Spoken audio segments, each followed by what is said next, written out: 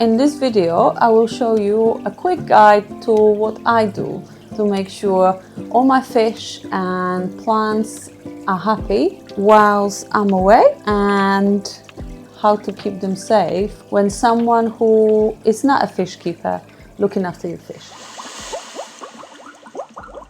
Going on holiday can be a very stressful period, especially when you're a fish keeper with several aquariums in your house. So how do we get ready?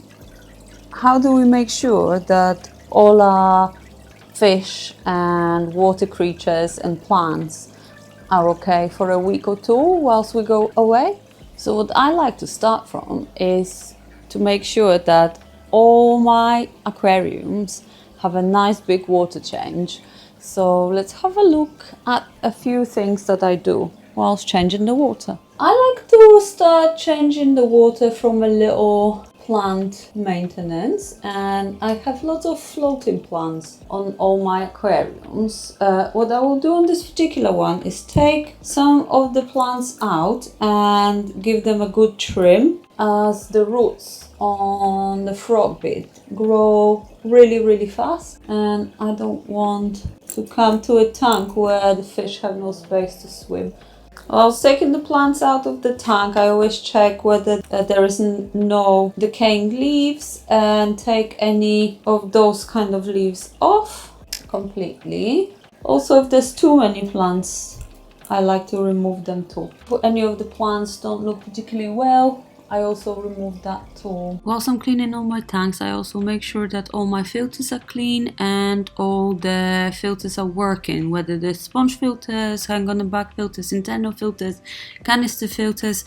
I make sure that every single filter is running how I want it. The same for your heaters.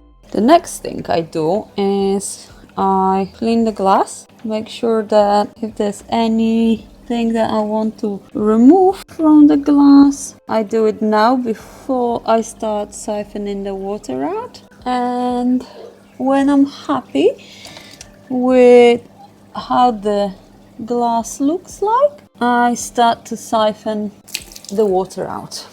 I'll do a nice big water change on each of the tanks today, so about 30% to 50%, just to make sure there's not going to be any issues whilst I'm away. To do water change in all my aquariums, I dechlorinate my water with Optimus, and I add status as the beneficial bacteria. For my black water tanks, I also make a concoction of it's hot, of catappa leaves tea bags and red bush tea bags, and then I mix all that with the water, making sure that the temperature matches the temperature in the tank. And I follow instructions on my dechlorinator and bacteria. I already added the dechlorinator in there, so that is all good to go. To add water to this aquarium, I add this little pump into the bucket. I plug it in and I will do some of my tidying up chores or start on another tank, as I have 20 to go. My next step is I'm sitting in my children's chair, but my next step is to take some Postit notes and write all the details for each of the aquarium, and then I stick it on the tank.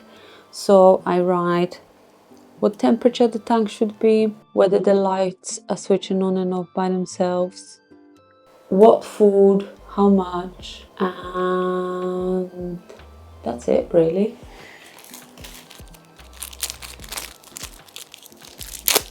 It's almost 2 a.m.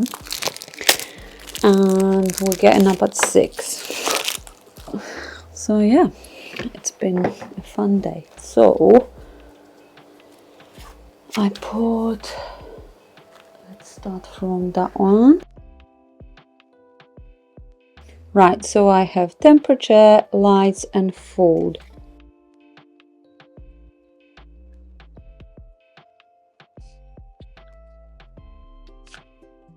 I'm going to sleep. I have about 4 hours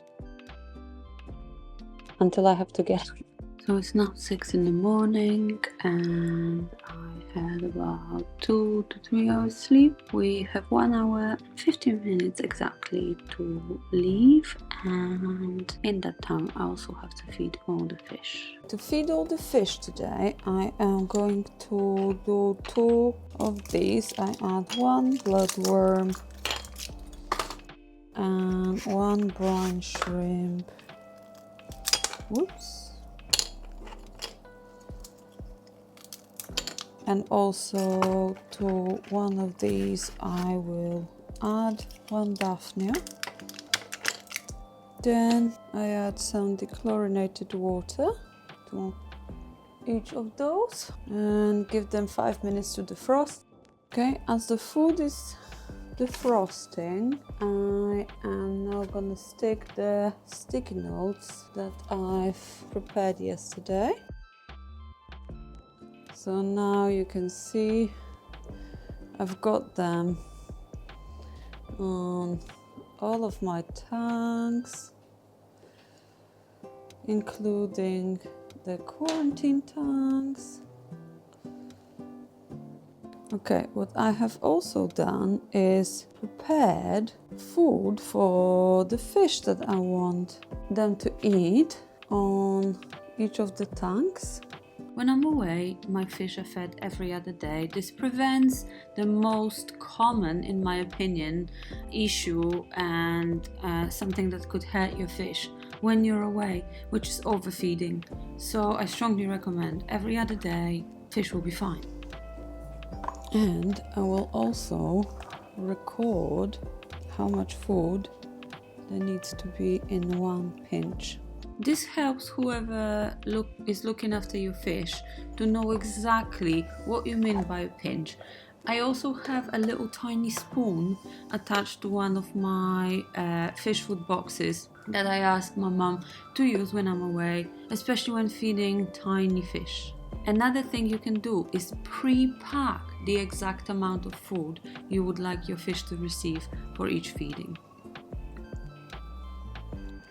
But this morning I'm actually going to feed them frozen food. So I mix all my defrosted concoctions.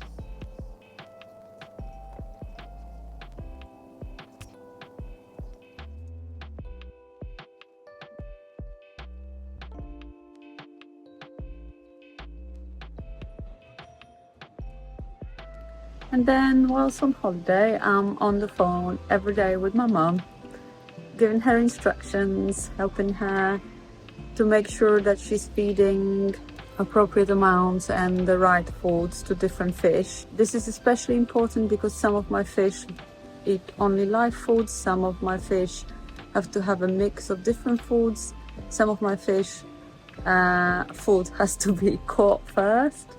So a huge learning curve for my mum and quite a stressful responsibility to her, but she's doing so well. To summarize, before you go on holiday, make sure your maintenance is up to scratch, you check all your equipment, you prep your fish food, and if you're not sure about leaving your fish in care of someone that might not know how to do it correctly, perhaps you can ask a professional service to help. Majority of your local fish stores would offer tank maintenance services, and other than that, your fish will be fine if you prepare them correctly and you enjoy your holiday.